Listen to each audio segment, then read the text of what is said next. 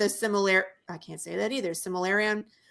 So again, I'm coming into it blind, not knowing what the differences are. So I'm still enjoying it. I'm enjoying seeing like Isildur and Elendil and like places like Numenor, which we haven't seen before, and like seeing things that like, I understand, you know what I mean? Where now where these people are coming from, and like the dwarves. Anyway, getting back to the finale, it was still some more of that. The twists in there though, I was like, where is that? That's who? Like, who are these people? This is who? I didn't think that's what I was like. I was predicting that was. Can I spoil it? Can I say it? Yeah. All right. Go ahead. I was Go like, ahead. this is Gandalf. This is Gandalf. Like in my mind, this has always been Gandalf. And then they're like, this is Lord Sauron. And I was like, no. I'm like, no, that can't be. That's not right. I'm like, it makes perfect sense for it to be Gandalf because he's with the Harfoots, and this is why he loves hobbits so much, is because of what happens. Like, this makes perfect sense for me, you know. But when they were like Lord Sauron, but then it wasn't, and I was like, okay, there's a twist, and then there's another twist, and then they're like, well, Harland is not Harland, he's actually Lord Sauron. I'm like, motherfucker, we gotta do this again. Like, this is not who you think it is. I'm like, so it was the same twist, but we did it like 3 times. Now I gotta go back and like watch. See, but this is where they did that. I have to go back and watch to be like, there's clues in there that I missed when they were telling me this is Sauron and I didn't catch it, you know? So now I'm going to go give them more money by viewing their stuff again. Yeah. So that's what I think a lot of it was, is they were establishing these characters as one way, and then they pull the rug out from under you and like, this is not who you think it is. It's this person, you know? And then they just drop you into Mordor. I thought that was cool though. When they woke up the mountain, I was like, I liked that, but that was last week, wasn't it? Mm-hmm. Yeah. Yeah.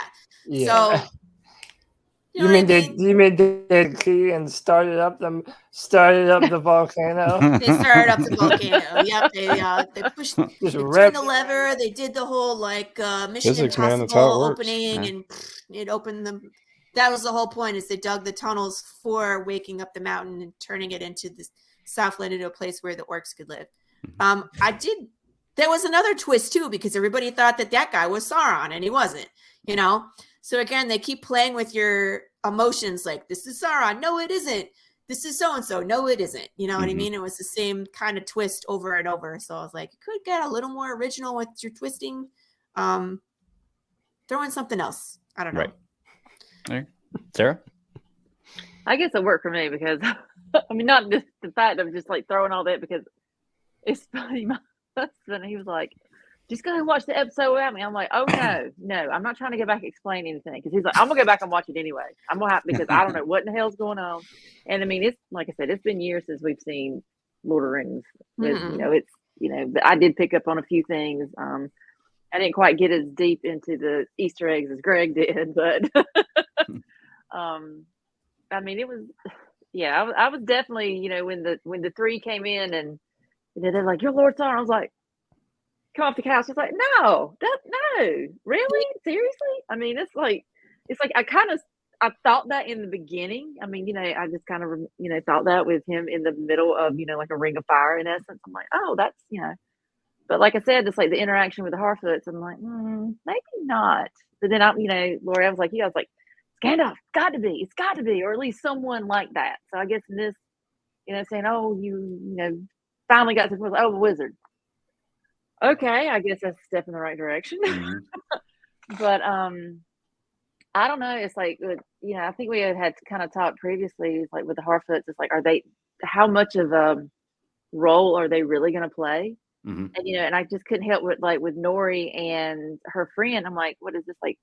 I'm like, is she like Frodo's ancestor or something? Because I'm like, she fits the bill. And I was wondering that. Yeah, like how it's just, if she's related to one of the hobbits. Yeah, so it's kind of funny just kind of putting that kind of, because I'm looking at it like something totally new.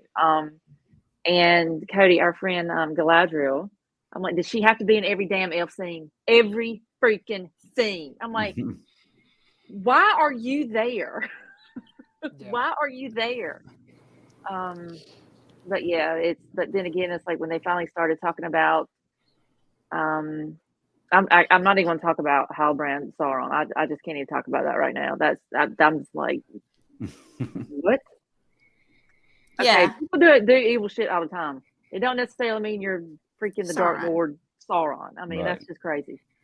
But when they first started talking about, creating, this power, whatnot, and I just thought it was like super sketch. Elrond's like, "Oh, we'll make a crown. So you, High King, you can wear it." I'm like, why? Why would you even? Why? Yeah. I mean, this dude Yeah. is like shady as all get out. Why would you even think about giving Mhm. him something like that's just weird. Everything Galadriel does is so dumb. Like they're trying to paint her out to be this strong, badass superhero, but whatever does is get confused and angry for no reason and like threaten people. Like, okay, they're doing such a good job of trying to make me not like her. And it's like I've given her so many chances, and I feel like even in the finale, it's just her character doesn't get better when she finds out that the dude is like has been lying to her the whole time. Like, yeah, no shit. But there was never any reason for you to trust this guy just because you saw some crest. But Like- she knew. When did she find out that he wasn't the heir? Because when she was like, "You need to tell me who you really are," because that line has been broken for 1,000 years. At what point did she figure that out? Because did she know like episodes ago and just didn't bring it up? No, It's she'd so gotten that scroll, remember? She'd Right. gone to that That's guy what and was asked that in scroll. Okay. Yeah, and that was what showed his line being broken. Gotcha. Because I missed that. I must have been distracted by something where I'm Yeah. like, what? You know. But how gullible do you have to be though? Like just because you see him with this like crash, like, oh, that's him. That's the king. But I think that's the And he told her he wasn't. Prophecy. He was like, I picked this up off a dead guy. Yeah. He was like actively trying to like tell her, nah, I'm not the one. So I just don't understand it. That's not even my biggest issue with the show. My biggest issue is, and I said this last week, the impenetrable plot armor that every character has. Every single main character in this show is safe. Galadriel took a volcano to the face a few episodes ago, and nothing happened to her. Everyone's okay. The other woman lost her eyes, but it's like, okay, if you're going to have a fantasy world that is so fantastical and other than mine, that's fine. But you still have to have an air of believability that pulls you into it and makes you feel like the stakes are real. Mm-hmm. And I feel like this show just does not know how to do that well. Well, the Harfoot did die. I mean, there are some stakes, you know. Did he die? Because he did. I thought I saw him walk away with them at the end.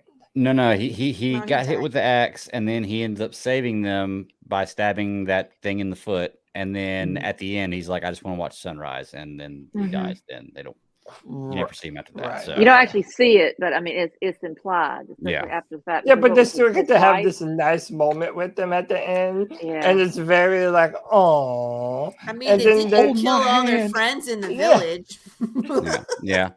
Look, my biggest issue with Lord of the Rings in this world is sometimes things are drug out like extensively. It's my issue with the Fellowship of the Ring. Of the three Lord of the Rings movies, that one's my least favorite to watch because everything's so strung out and long. And I'm not gonna lie, while I was watching this one, there were a few times where I was watching it and I was like, okay, I don't need to watch this sword melt for 2 minutes. You know, like I get it. Yeah. They're melting the sword. I don't need to watch it melt for 2 minutes. And I was like, okay, this is starting to get kind of Fellowship of the Ringish to me right here. I don't like that. I like the action and I like the story and the plot in this universe, but like it does drag things out sometimes. And it's like, it's like in the movie, I think the final scene with Elrond and Frodo is like feels like it's 26 minutes of them hugging goodbye.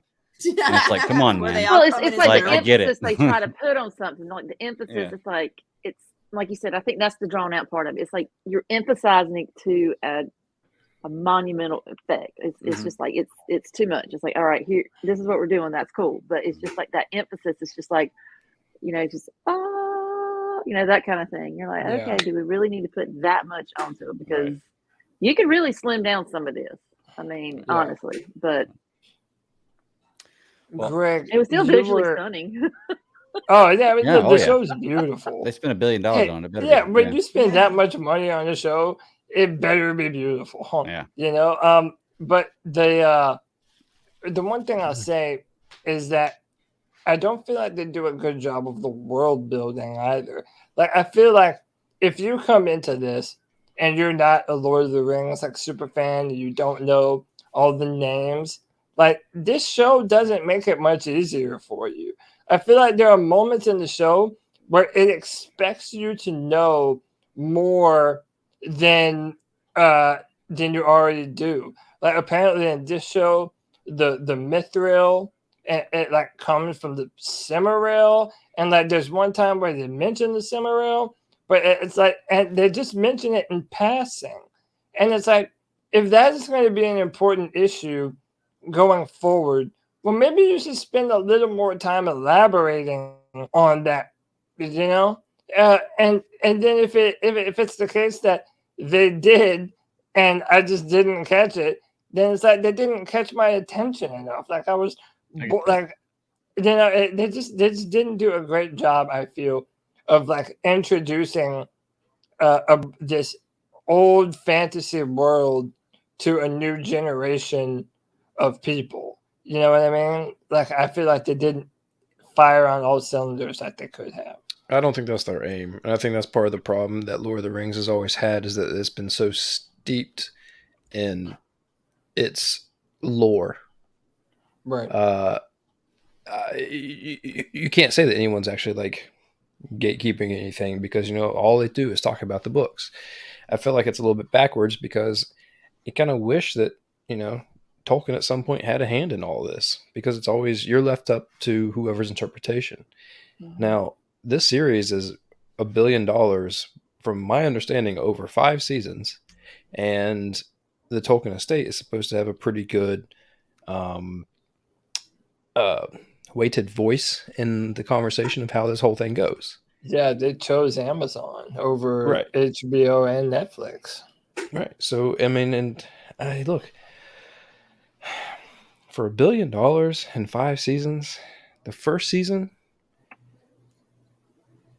they need better writers. You want my personal opinion? Because we just, like, this show and the last one we just talked about are too short, 2 shows about daggers, and this one just conceded by melting theirs. I don't, it's so simple. Yeah, like, we gave up, you know, and to your, like, I'll just hit the points, you know. Halbrand ends up being the king of the Southlands, which is now Mordor. I mean, that whole thing was like a direct connection. It worked out perfect for them. Galadriel, yeah, she only has one fuck to give, and that's her trying to, you know, not redeem, but avenge her brother's death. Right. You're not going to get anything out of her other than that. You know, Yeah. Everything else is a moot point to her. The Stranger, Lori, to your point, Sarah, to back it up, you guys are right. When I was watching it, it felt like the scene in a show where they hit the dude with the car and they back up over him just to be happy about it and make everyone laugh again. And they're like, no, we need to keep going straight. And like, that's how that scene felt.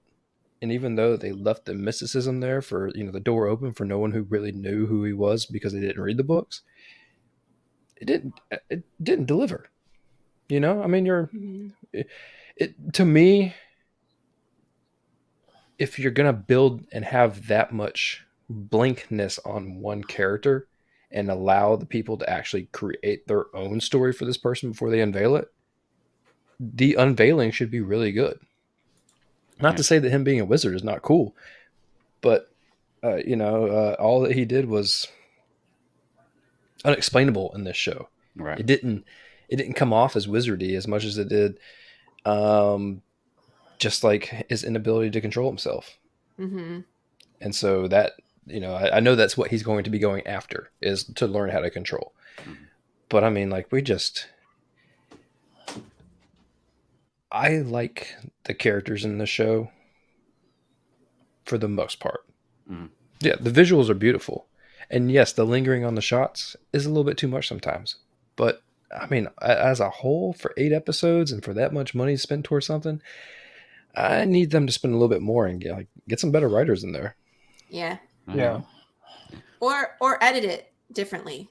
True. Yeah. That could be the thing, is the editing. They left too much in.